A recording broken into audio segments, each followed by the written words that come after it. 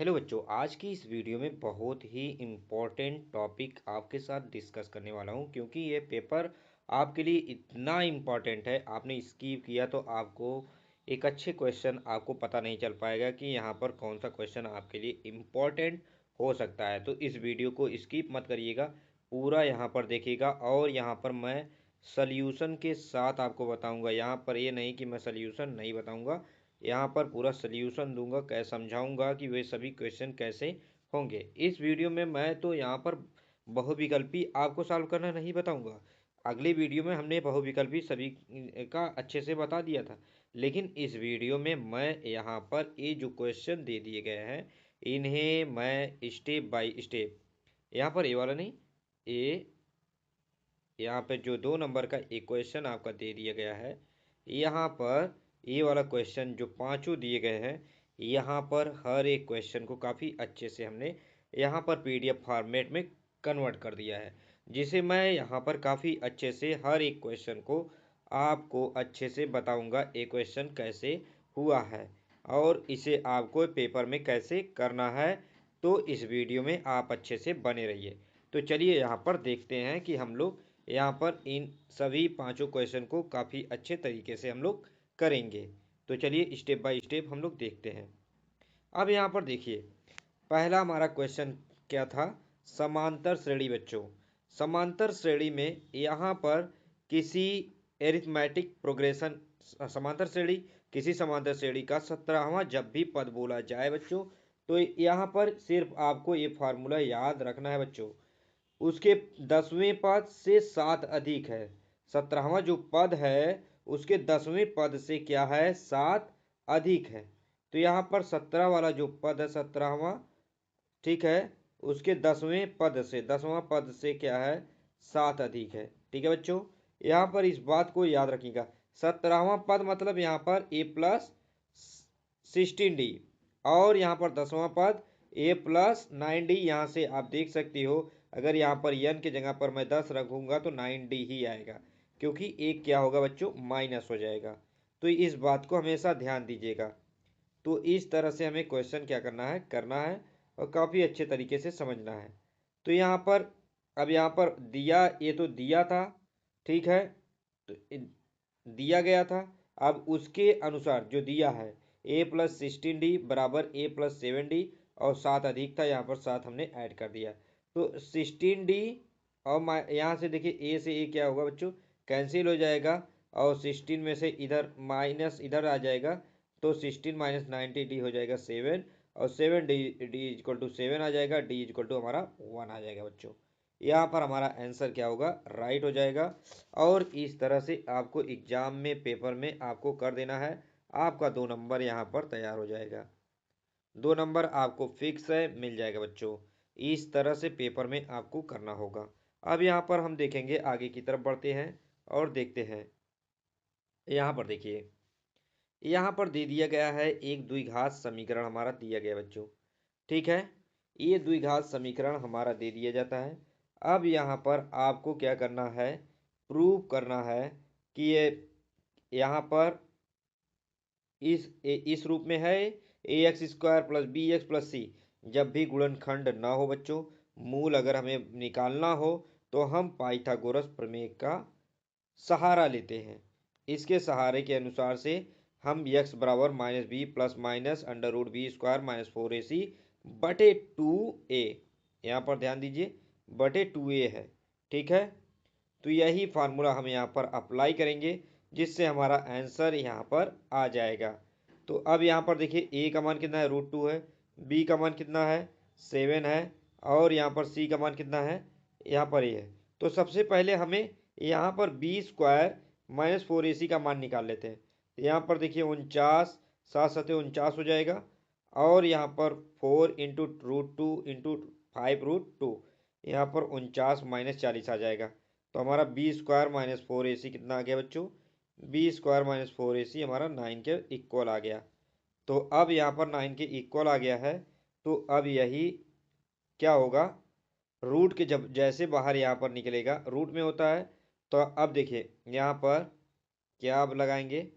x बराबर minus B plus minus root में यहाँ पर बी स्क्वायर माइनस 4ac था, मतलब 9/2a, मतलब यहाँ पर a का मान √2 था, यहाँ पर √2 लगा देंगे बच्चों। अब यहाँ पर देखिए b की जगह पे क्या था, माइनस बी की जगह पे 7 था, तो यहाँ पर 7 रखेंगे और 9 क्या होगा बच्चों, 3 यहाँ पर बाहर हो जाएगा और यहाँ पर आपका आंसर जो होगा एक बार -7 प्लस 3 होगा, एक बार -7 -3 होगा, तो इतना होगा बटे में 2√2 होगा। -7 प्लस 3 करेंगे तो यहाँ पर कितना आएगा, 4 आ जाएगा और यहाँ पर एक बार -10 आएगा बच्चों। ठीक है, यहाँ पर इतना ही आपको फोकस करना है। उसके बाद आपका जो आंसर आ जाएगा, एक x1 का मान इतना आ जाएगा बच्चों -√2 और ax2 का मान इतना आ जाएगा -5/√2। ठीक है, तो यही हमारे क्या होंगे, मूल होंगे बच्चों। और देखिए कितना आसान तरीके से यहाँ पर हो गया है, तो सवाल बहुत आसान था इसलिए काफ़ी अच्छे तरीके से हो गया। अब यहाँ पर देखिए त्रिभुज का है ये सिमिलरिटी, यहाँ पर हमें सिमिलरिटी को प्रूव करना है, समरूपता। तो यहाँ पर ए वाला सवाल हर बार आता है, हर बार ये सवाल आता है। एक क्वेश्चन 2 नंबर को आप ये देता ही है, यहाँ पर देगा ही, कंफर्म है ये सवाल आएगा ही, इसलिए आप लोग इस सवाल को काफ़ी अच्छे से बच्चों कर लीजिएगा। समरूपता का एक सवाल आपके लिए बहुत ही इम्पोर्टेंट है, समरूपता का सवाल आप लोग बिल्कुल मत भूलिएगा। तो अब यहाँ पर देखिए, यहाँ पर दे दिया गया है हमारा कि कह रहा है कि त्रिभुज ADC और त्रिभुज BAC दिया गया है। तो यहाँ पर सामान्य कोण क्या है, ACD, यहाँ पर क्या है ACD और BAC, ADC और BAC क्या है, एक दूसरे के क्या है, समरूप है। यहाँ पर इस तरह से बना लीजिएगा। ठीक है, एक छोटा बड़ा रहेगा उससे कोई मतलब नहीं है, लेकिन समरूपता का रूप यहाँ पर दिखाना चाहिए। ठीक है,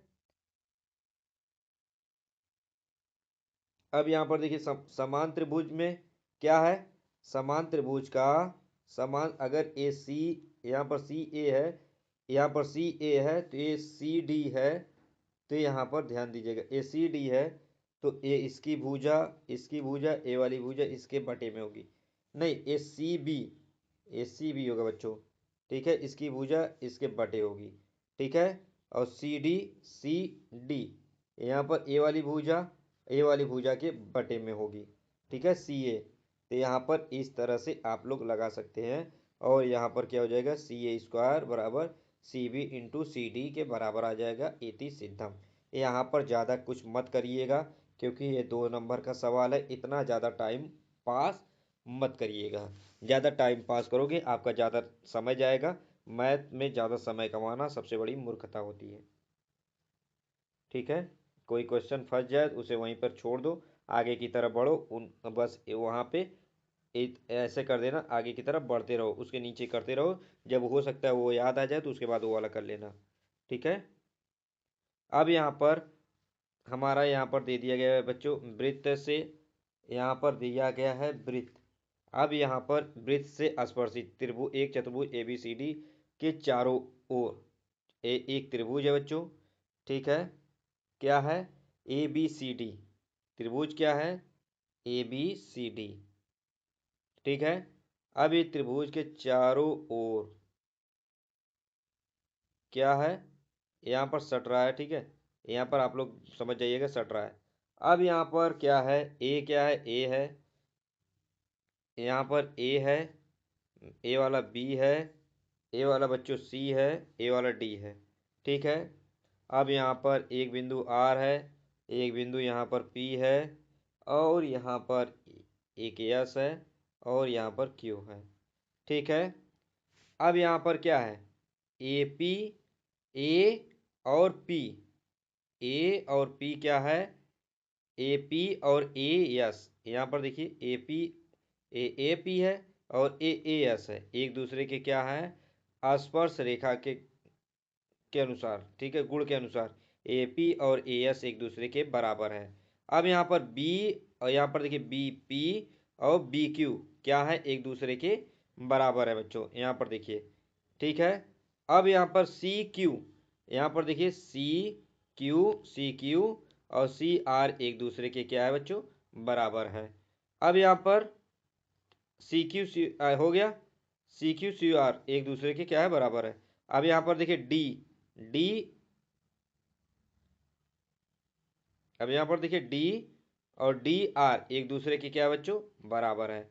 डी आर और डी एस एक दूसरे के क्या है, बराबर है। यहाँ पर कंफर्म हो गया कि नहीं, ये स्पर्श रेखा के गुण के अनुसार हमने बताया है। ठीक है, इसका वो नियम है। अब यहाँ पर आगे की तरफ बढ़ेंगे और देखेंगे ए बराबर है, तो यहाँ पर ए बी बराबर देखिए, ए बी बराबर A P plus P B हो जाएगा। क्या हो जाएगा, ए बी बराबर क्या हो जाएगा बच्चों, ए बी बराबर A P plus P B हो जाएगा। यहाँ पर आपको फिर से वो बना दे रहा हूँ, जिससे आपको काफ़ी अच्छे से समझ में आ जाएगा। ठीक है, ए हमारा ए था, ए हमारा बी था, ए हमारा सी था, ए हमारा डी था। ठीक है, अब इसी में हमारा क्या था, सॉरी फॉर दैट, यहाँ पर पूरा देखिए, देखिए सही से नहीं है बना है, लेकिन आप लोग इसे अच्छे से बना लीजिएगा। ये हमारा जो पॉइंट था, ये क्यू था, ये हमारा पॉइंट पॉइंट था आर था, ये हमारा एस था, और ये हमारा क्या था, पी था बच्चों। अब यहाँ पर देखिए ए बी है, ए बी ए से लेकर बी तक, तो A P plus P B होगा कि नहीं। यहाँ पर इतना हो गया, यही नियम इधर भी लगेगा। अब यहाँ पर ए और यहाँ पर ए डी या सी, यहाँ पर सी डी के बराबर है, तो यहाँ पर डी क्यू और डी सी क्या होंगे, इसके बराबर होंगे कि नहीं, जैसे। ठीक है, सी डी का हो गया।